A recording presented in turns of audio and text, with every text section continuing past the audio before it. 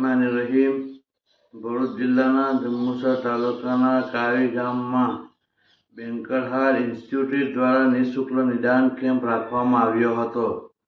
આ નિદાન કેમ્પનો મુખ્ય હેતુ લોકોમાં હૃદયરોગ અને કેન્સર જેવા ગંભીર રોગો પ્રત્યે જાગૃતિ લાવવાનો હતો, જેમાં કાવીની જનતા અને કાવીની આજુબાજુના ગામોની જનતાએ લાભ લીધો.